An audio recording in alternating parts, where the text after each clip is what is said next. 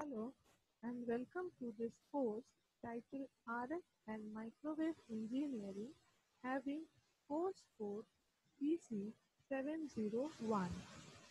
This course is made for undergraduate BTech students in Electronics and Communication Engineering. Myself, Aveli Banerjee, the course teacher for this subject, and here is my contact details so that if you have any queries, you can mail me. In the previous lectures of Module 1, we have studied in detail about the introduction of RF and microwave spectrum, where we have learned about the different frequency bands. Applications of RF and microwave in various areas like wireless communications, electronics, commercial uses, navigation, military and radars, radio astronomy, food industry, industrial uses, semiconductor processing techniques, spectroscopy, and medical applications we have studied under applications of RF and microwave. Then we have learned the typical applications of RF and microwave, that is radar and missile.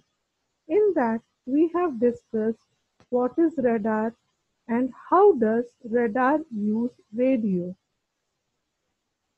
Then we have studied some safety considerations, where we have studied various hazards like hazards of electromagnetic radiation to personnel, that is HERP, hazards of electromagnetic radiation to ordnance, that is HERO, hazards of electromagnetic radiation to fuel, that is HERF, and we have learned one more important term that is known as specific absorption rate, that is SAR.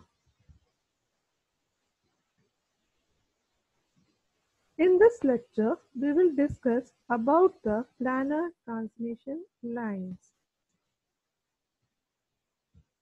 This figure shows a portion of a typical printed circuit board where the traces on one layer are shown.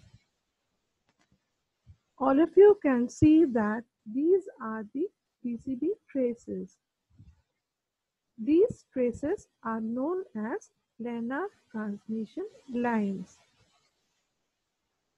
So, planar transmission lines are those transmission lines in which the conductors are essentially flat. The conductors consist of flat strips and there are usually one or more ground planes parallel to the flat surface of the conductors. The conductors are separated from the ground planes, sometimes with air between them, but more often with a solid dielectric material. Transmission lines can also be constructed in non-polar formats such as wires or coaxial lines. Planar transmission lines are used to interconnect components on printed circuits and integrated circuits working at microwave frequencies because the planar type fits in well with the manufacturing methods for those components.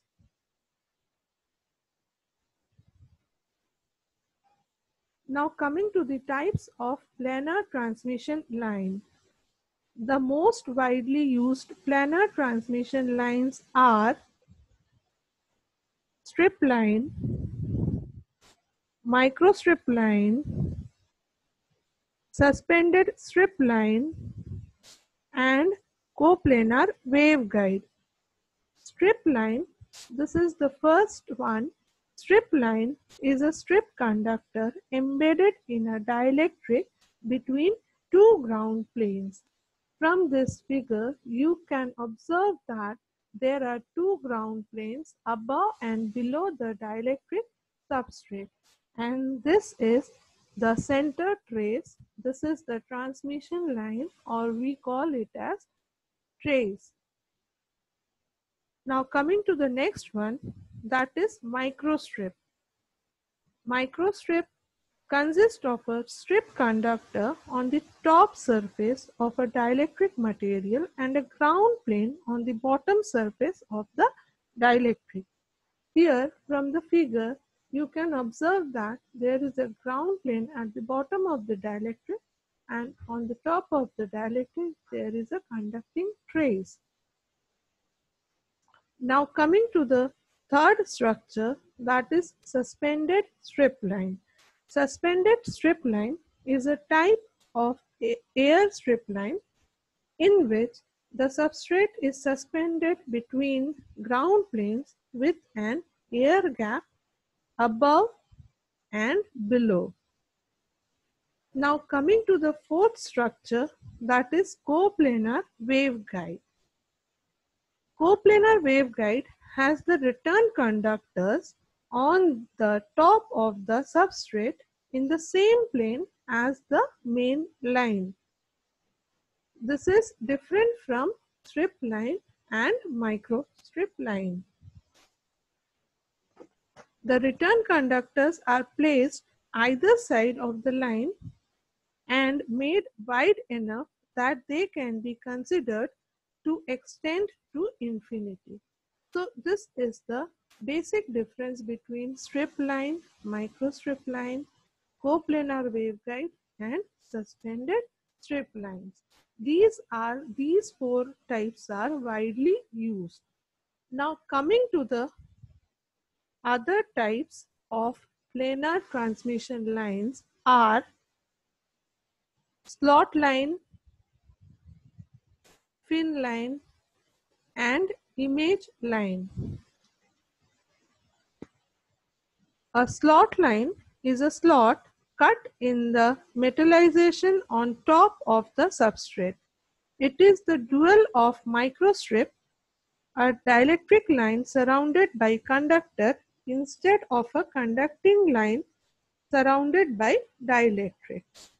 Now coming to the next one, that is the fin line. Fin line consists of a sheet of metallized dielectric inserted into the E-plane of a rectangular metal waveguide. The design is not intended to generate waveguide modes in the rectangular waveguide as such. Instead, a line is cut in the metallization exposing the dielectric, and it is this that acts as transmission line.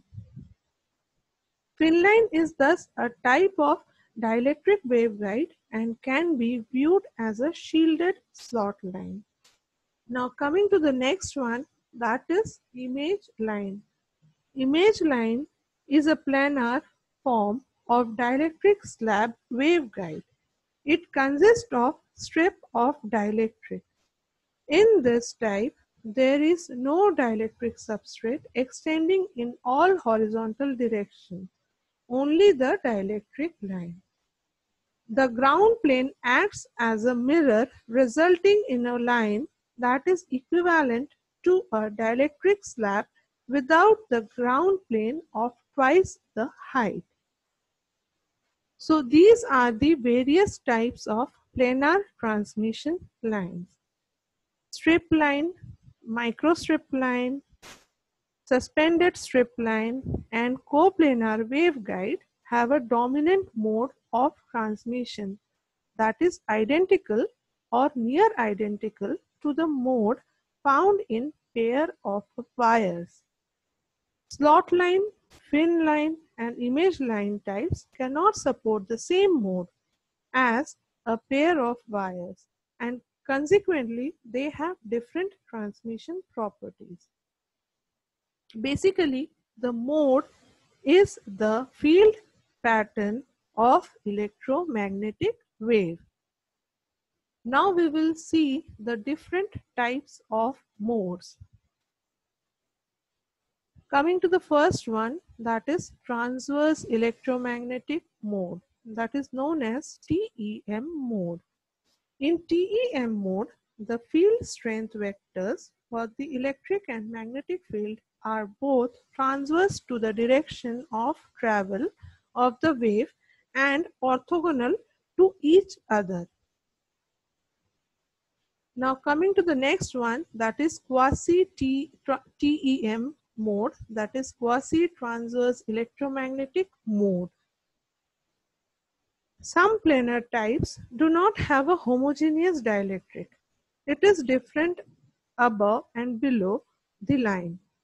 Such geometries cannot support a true TEM mode.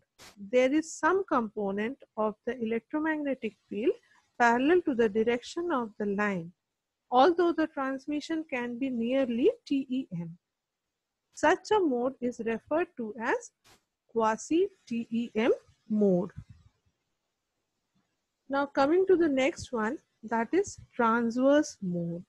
The transverse modes are classified as transverse electric or transverse magnetic, according to whether respectively all of the electric field or all of the magnetic field is transverse. A feature of TE, that is transverse electric, and TM, that is transverse magnetic mode, is that there is a definite cutoff frequency below which transmission will not take place. Now coming to the next one, that is longitudinal section modes. Some transmission line structures are unable to support a pure TE or TM mode, but can support modes that have a longitudinal component of both electric and magnetic field. Such modes are called hybrid electromagnetic modes. In short, it is known as HEM. A subset of HEM modes is the longitudinal section mode. These come in two varieties. One is longitudinal section electric, that is LSE, and longitudinal section magnetic, LSM modes. LSE modes have an electric field that is zero in one transverse direction, and LSM modes have a magnetic field that is zero in one transverse direction.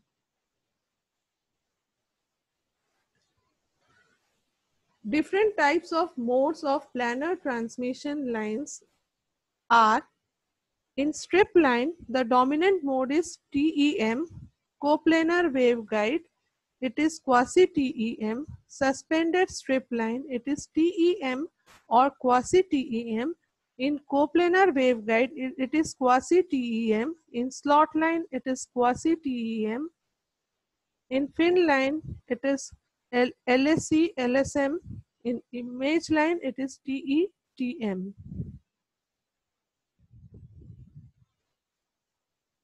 Advantages of planar transmission line. The basic advantages of planar transmission lines are small size and weight, can be flash mounted on a metallic body, increased reliability, low cost, easy access for component mounting. Characteristics impedance can be controlled by defining the dimensions in a single plane, and passive circuit design is possible easily by changing the dimensions of the line in one plane only. There are certain disadvantages in these lines, one of which is low power handling capacity due to small size. There are also radiation losses from the open structures like microstrip, slot, and coplanar lines. This loss is reduced by confirming the field lines more in the dielectric substrate of a high dielectric constant.